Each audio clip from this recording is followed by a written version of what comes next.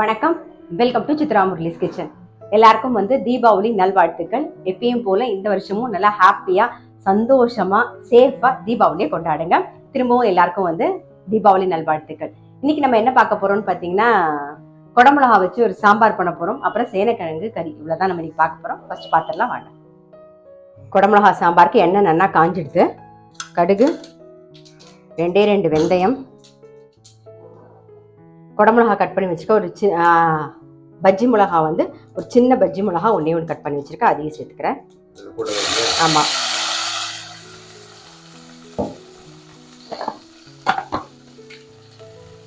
கொஞ்சம் கறிவேப்பிலை, அப்புறம் மஞ்சள் பொடி,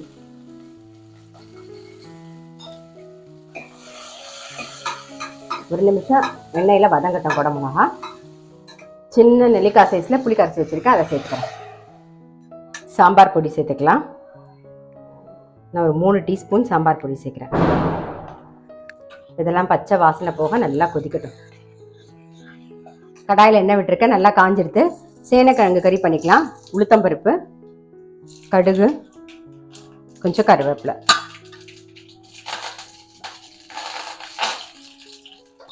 மஞ்சள் பொடியும் போட்டுடலாம். கட் பண்ணி வச்சிருக்கிற சேனைக்கிழங்கையும் சேர்த்துருவோம். தேவையான உப்பை சேர்த்துடலாம். நல்லா மிக்ஸ் பண்ணிட்டு மூடி வச்சிருவோம்.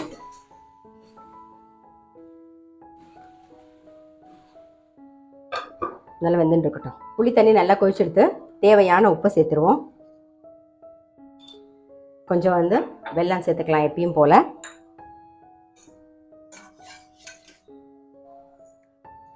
பருப்பு தோரம்பருப்பு, நல்லா இந்த கரண்டியில் 2 கரண்டி தோரம்பருப்பு எடுத்துட்டு கொஞ்சோண்டு பெருங்காயம், மஞ்சள் பொடி போட்டு வேக வச்சு வச்சிருக்கேன். இப்போ அதை சேர்த்துக்கலாம்.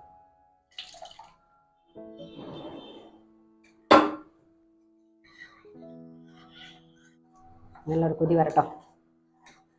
இந்த பக்கம் சேனைக்கிழங்கு நல்லா வெந்துடுத்து. காரம் போட்டுடலாம். காரத்துக்கு வரமிளகா பொடி,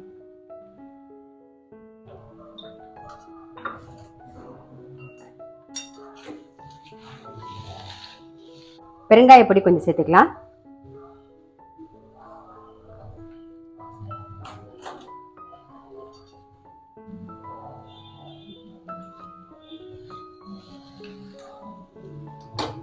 இந்த பக்கம் குடமிளகா சாம்பாரும் ரெடி ஆயிடுது. மேலாக கொஞ்சம் கருவேப்பிலையும் போட்டுட்டு கொத்தமல்லியும் சேர்த்துருவோம். அவ்வளோதான், ஆஃப் பண்ணிடலாம். நம்மளுடைய குடமிளகா சாம்பார். இந்த பக்கம் சேனைக்கிழங்கு கறி, அதுவும் ரெடி ஆயிடுது. எப்பயும் பண்ணுற யூஸ்வல் சமையல் தான். ஏன்னா நம்ம ஸ்வீட்டு முறுக்கெல்லாம் பண்ணி முடிச்சாச்சு. இப்போ தீபாவளி அன்னைக்கும் திருப்பி எண்ணெயெல்லாம் வச்சோன்னு வச்சுக்கோங்களேன், கொஞ்சம் ஹெவியாக தெரியும். அதனால நான் லைட்டாக சிம்பிளாக தான் சமைச்சிருக்கேன். கண்டிப்பாக நீங்களும் உங்கள் வீட்டில் ட்ரை பண்ணி பாருங்க. திரும்பவும் எல்லாருக்கும் தீபாவளி நல்வாழ்த்துக்கள். நல்ல சேஃபாக ஹாப்பியாக கொண்டாடுங்க. நான் அடுத்த வீடியோவில் சந்திக்கிறேன்.